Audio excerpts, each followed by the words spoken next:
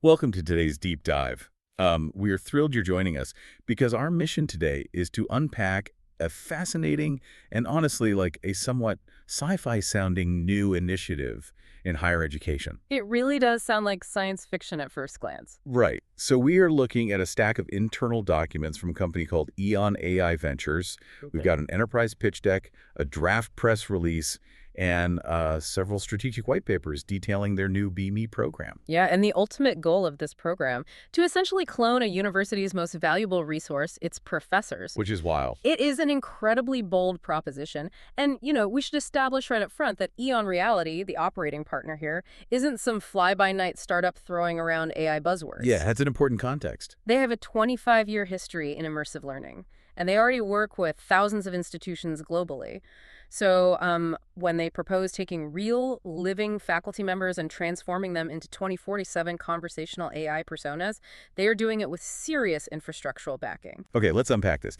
Because usually when we see universities reacting to AI, it's totally defensive, right? Absolutely. It's all bans and restrictions. Exactly. It's issuing policy statements about, like, not using language models to write term papers or running seminars on how to catch AI cheating. But EON is taking the complete opposite approach here. They are leaning all the way in. They really are. Right. But to understand why we even need this, I want you to picture the classic university experience. There is almost always this one very specific image that comes to mind, right? It's the massive, steeply raked lecture hall. The classic amphitheater. Right. You're sitting there with maybe 300 other students, Yeah. and way down at the front, standing at a podium, is a brilliant professor. Is a very romanticized image of prestige. It is. But if you look at the mechanics of that room, what you are actually seeing is a massive structural bottleneck. Yeah. We romanticize the university lecture, but fundamentally, it is a system defined by extreme scarcity. The knowledge is completely centralized at the bottom of the room, and getting access to it is severely constrained by the expert's time. And that is exactly what the statistics in this EON pitch deck lay bare. I mean, the numbers are, frankly, a little jarring when you see them on paper. They really frame the problem. If you look at a typical upper division undergraduate course, the faculty-to-student ratio is frequently 1 to 300. Wow. You have one highly specialized human brain and 300 students who need direct access to it to pass the class. And historically, the only mechanism we have to bridge that gap is office hours. Which is where the entire system just falls apart. I mean, think about the logistics. The deck notes that a typical professor offers maybe 2 hours of open office hours a week. Right. It is mathematically impossible to funnel 300 students through a 2-hour window. The documents indicate that less than 10% of students actually get to attend office hours in a given semester. Less than 10%. Less than 10%. So if you're the student, the reality of your learning experience is mostly isolated. Yeah, what's fascinating here is how the documents quantify this isolation. They call it the time to competency gap. Time to competency. Right, it's that agonizing stretch of time between a student realizing they don't understand a concept and the moment they actually receive the clarification that leads to understanding. In our current system, that gap is entirely dictated by the clock and the professor's Outlook calendar. Let's ground this for the listener. Imagine you're a student sitting in your dorm at 11 p.m. You are grinding through a weekly problem set. You hit problem 3, and you just hit a wall. We've all been there. Right. And you remember the professor saying something in class that afternoon that would help, like a specific framing or a hint, but you can't quite grasp it. So what are your actual options at 11 p.m.? Well, without a technological intervention, your options are pretty bleak. I mean, you could email the professor and hope they reply by the next afternoon, which completely halts your momentum for like 15 hours. Yeah, that's frustrating. Or you could blindly search the textbook, hoping the exact clarification you need is explicitly written in a sidebar somewhere. Or you do what most students do today. You just search the internet. Exactly. You either get generic results from a forum, or you ask a standard, off-the-shelf language model. But that generic AI doesn't know your specific course syllabus. It doesn't know your professor's grading rubrics. No, not at all. It might give you an answer that is technically true in a broad sense, but hallucinate a methodology that gets you a failing grade on this specific assignment. Which is exactly what brings us to the BME solution. Instead of waiting until Tuesday at 2 p.m. for a 15-minute slot in a cramped office, you just open your laptop at 11 p.m. Okay. You engage with what EON calls a brainy coach persona. You type or say, "Professor, I'm stuck on problem 3. I misunderstood what you said about the relationship between these two variables today. Can you walk me through it?" And you get an immediate response. Immediate. Yeah. And it's not a generic chatbot. So, explain the mechanism here. Because if I just upload a PDF of a syllabus to a standard AI, it still sounds like a robot reading a PDF. The pitch deck claims they are capturing the professor's tacit professional knowledge. Yeah, that's the key phrase. How do they actually do that? You can't just plug a USB drive into a tenured professor's ear. It is a rigorous process. EON puts the participating faculty member through a structured 25 to 40-hour engagement. Phase 1 is the explicit knowledge. Like the syllabus and the readings? Exactly. Ingesting the lectures, the specific reading materials, the past exams. But phase 2 targets the tacit knowledge you mentioned. They ingest years of the professor sent email chains to students, analyzing exactly how they answer recurring questions. Oh, wow. They might even run simulated interactions where the professor role plays with the AI, correcting its pedagogical approach in real time. Oh, so it's learning their specific teaching philosophy. It learns that Professor Smith never just gives away the answer, right? She always replies with a guiding question. Or it learns that Professor Jones always uses a specific metaphor about water pressure when explaining electrical circuits. Exactly that. It maps their pedagogical framing. And they even capture the professor's actual voice, mapping the cadence and tone. That is So wild. when that student asks for help at 11 p.m., the response is delivered from the perspective, the knowledge base, and the literal voice of the person grading their final exam. I love the analogy to think about this. It's the difference between asking a random stranger on the street for directions versus having the actual city planner sitting in the passenger seat with you, looking at the same map. That's a great way to put it. The generic AI is the stranger. The brainy coach is the city planner. There is a single sentence in this EON pitch deck that completely nails the value proposition for me. It says, office hours don't scale. Genius does. If we connect this to the bigger picture, this is fundamentally about democratizing the aha moment. The aha moment. I like that. Right, those breakthroughs where a complex, thorny concept finally clicks because an expert explained it to you in just the right way. Those historically only happen behind closed doors for the lucky 10% of students who can physically make it to office hours. Yeah. Media is attempting to take that precise, high-value interaction and distribute it equitably to every single enrolled student without rationing it by time. Okay, that sounds incredibly powerful for academic support. I mean, Yeah. the benefit to the student is obvious, but I want to put on my university chancellor hat for a second. Okay, let's hear it. We need to look at the massive blind spot here.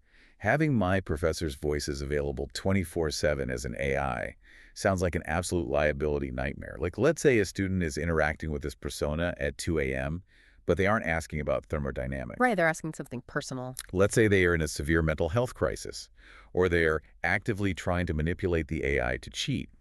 If an AI gives unauthorized, damaging mental health advice in a professor's voice, the institution isn't just going to look bad. They're going to get sued into oblivion. Oh, completely. That is the most critical hurdle for enterprise adoption, and the documents show EON anticipates it entirely. Okay. How so? Well, if you deploy an AI in a high-stakes environment like a university, it cannot just be optimized to be helpful. Helpfulness can actually be dangerous. Huh. That makes sense. EON addresses this liability through a fascinating piece of architecture they call the hard escalation guard layer. Break that down for me, because I am skeptical. If they just wrote a prompt telling the AI, hey, be safe and don't give medical advice, we already know that doesn't work. Right, it fails all the time. Students are incredibly clever. They can jailbreak an AI with the right hypothetical phrasing in about 5 minutes. You are hitting on the exact difference between a probabilistic safeguard and a deterministic one. Okay, what's the difference? Standard large language models are probabilistic. They guess the next most likely word. If you just put safety instructions in the prompt, you are hoping the model probabilistically decides to follow the rules. Right, and a clever student can talk it out of those rules. Exactly. But the hard escalation guard layer is deterministic. It sits entirely outside the conversational AI model. So how does it actually function mechanically then?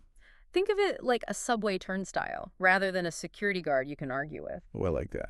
Before the student's message even reaches the professor's AI persona, it has to pass through this microservice. This layer scans the semantic intent and the keywords of the prompt. Okay. If it detects a predefined urgent risk category, say, Keywords related to self-harm, severe emotional distress, or blatant academic integrity violations like write my essay, the turnstile Yeah, locks. so the AI persona doesn't even get the chance to hallucinate a bad response because it never even sees the prompt. Precisely. The deterministic layer intercepts it, and it doesn't just block the student, it executes a graceful, hard-coded redirection. What does it redirect them to?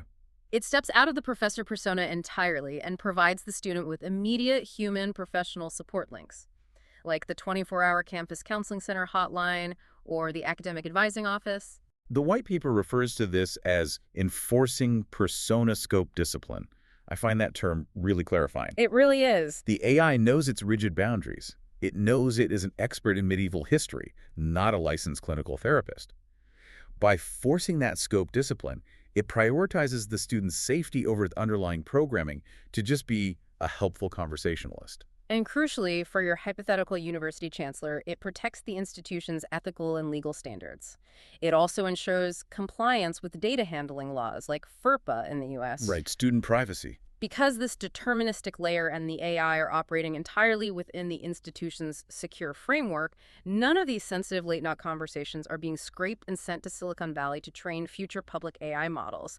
The student's data is totally walled off. Okay, so I am convinced on the student side, they get 247 personalized support. And I see how the institution protects itself with the turnstile of the hard escalation guard layer. But let's look at the third pillar here, which might be the most difficult to convince. The professors themselves. Yes, the faculty. If I walk into the office of a tenured faculty member who spent 30 years building their expertise, and I tell them, hey, we want to download your brain, capture your voice, and run an AI version of you while you sleep, their immediate reaction is going to be hostility. Oh, 100%. They are going to ask, am I training my own replacement? The faculty replacement objection. It is the single most predictable critique of this technology. But what's interesting in the strategic white papers is that EON doesn't try to bury this concern. They tackle it head on. How do they pitch it to them? Their core argument is that the BME system handles the high-volume, low-complexity interactions. It answers the routine clarifications. You know, the 10th time in a week a student asks how a specific formula works or when a deadline is. The administrative and repetitive friction of teaching. Yes.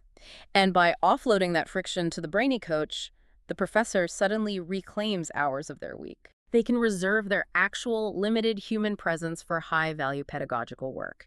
Things like complex graduate advising, running a lab, conducting original research, or facilitating a nuanced, messy debate in a live seminar. Things in AI simply cannot replicate. Exactly. I understand the philosophical argument that it frees up their time, but professors aren't going to just trust a philosophical argument. They're going to want legal protections for their intellectual property. How do they ensure the university doesn't just own a digital clone of them forever? This is where EON has built some very strict contractual guardrails. They outline these non-negotiable protections in a framework called the Subject-Expert Identity and Knowledge Release. Okay. First and foremost, participation is strictly voluntary at the individual level. A university chancellor can buy the enterprise license, but they cannot compel a single professor to participate. Here's where it gets really interesting, because volunteering is just step one. I was reading through the review rights in that release document. A faculty member must review and explicitly approve the fully built persona before any student is granted access. Yep, it's a hard requirement. If they test it and feel the AI is being too lenient in its grading feedback, or if it explains a foundational concept in a way they disagree with, they mandate changes. It does not go live without their sign-off. And they maintain ongoing control, too. What if they approve it, but halfway through the semester they decide they are uncomfortable with the whole concept? That was my exact question. What if they just hate it in practice? The documents outline what is essentially the ultimate veto power. A participating professor can withdraw their consent at any time for any reason with zero institutional penalty. Wow, anytime. Anytime. If they pull that ripcord, the persona is permanently deactivated within 7 days. They also hold veto power over any commercial endorsements or objectionable statements the persona might theoretically be manipulated into making. It is essentially retaining the absolute copyright to your own digital soul. You are licensing an interactive version of your expertise, but you hold the keys and you can change the locks whenever you want. That's a great way to summarize it. But speaking of licensing, let's talk about the money. because academia relies on a lot of unpaid labor, and asking a professor to spend 40 hours training an AI model of themselves sounds like a massive uncompensated lift. Yeah, the financial model EON proposes is clearly designed to overcome that exact hesitation. It aligns the financial incentives across all three parties. Okay, how does the split work? So EON takes 50% of the licensing revenue to cover the massive upfront costs of development, cloud infrastructure, and running those deterministic safety operations. The university takes 40% to support broad academic affairs, Right. but the participating faculty members receive a direct 10% share of the revenue their specific persona generates. I am naturally skeptical of revenue shares, but let's explore that. 10% might not sound huge initially, but we are talking about institutional enterprise licensing. Exactly, and it actively rewards pedagogical excellence. Think about the dynamics here. Okay. If a professor puts the effort in during that 40-hour capture process to truly imbue the AI with their tacit knowledge, their brainy coach persona becomes incredibly valuable. If hundreds of students are constantly engaging with it because it is genuinely helpful at 11 p.m., Then that professor sees a quarterly distribution tied to that high usage. precisely. So what does this all mean for the faculty? It turns their teaching expertise into a scalable, revenue-generating asset for themselves. They do the capture work once, and then it generates passive income while they maintain total control over the off switch. It completely flips the anxiety narrative. The fear is always that AI is a tool designed to devalue human expertise by automating it away. Right, the replacement fear. But this model attempts to use AI to elevate the expert. It extends their reach beyond the physical lecture hall, it protects their time, and it directly compensates them for the specific value of their unique knowledge. We have covered a massive amount of ground here today. Let's synthesize this deep dive. The mission of the BME program, looking at all these sources, really boils down to a compelling triad of benefits. Okay, let's hear the triad. First, you have the students who finally get equitable, 247 personalized academic support from the best version of their actual professor. It aims to entirely eliminate the bottleneck of limited office hours. Right. Second, you have the institution, which gets to offer this futuristic support, but is protected by robust guardrails like the hard escalation guard layer, ensuring sensitive crises are handled by humans, not algorithms. Exactly. And third, you have the faculty, who are protected by strict, voluntary consent frameworks, the ability to pull the plug at any time, and a revenue-sharing model that pays them for their genius. This raises an important question, though. What's that? Everything we've discussed sounds great on a white paper, but is this just theoretical tech utopianism, or is this actually happening? Oh, right. The press release drafts show that EON is moving from theory to practice right now. The launch program is structured as a 3-faculty pilot over a single semester. Phase 0 is selection. Phase 1 is the capture process we detailed. Phase 2 is the rigorous faculty review. Yes. And Phase 3 is a live semester with real students generating real usage data. Institutions are actively evaluating this pipeline today. It isn't science fiction slated for a decade from now. It is being piloted this semester. Oh! Which leaves me with one final fascinating thread. I pulled this from a single standalone word in the enterprise pitch deck: Okay, what's the word? legacy. In the section listing the benefits for the faculty member, they list reach, they list earn, they list control. But the fourth word is legacy. The deck notes that BME preserves decades of knowledge in a form that students can engage with long after a single semester ends. Wow. I want you listening to this to ponder something. What happens when a legendary, universally beloved professor retires? Or, to take it a step further, what happens when they pass away? Oh, that's heavy. If they legally consented to keep their persona active, future generations of students could literally be mentored by the greatest academic minds long after those minds have left the physical classroom. Is the future of the university an immortal faculty? That is an incredible thought. We started this deep dive by picturing that crowded, steeply raked lecture hall with the brilliant professor standing so far away at the podium, bottlenecked by the constraints of time. Imagine a world where that professor can sit next to every single student at exactly the moment they are needed, forever. It's a completely new paradigm. That is our deep dive for today. Thank you so much for joining us, and keep exploring, keep questioning, and keep learning about the world around you.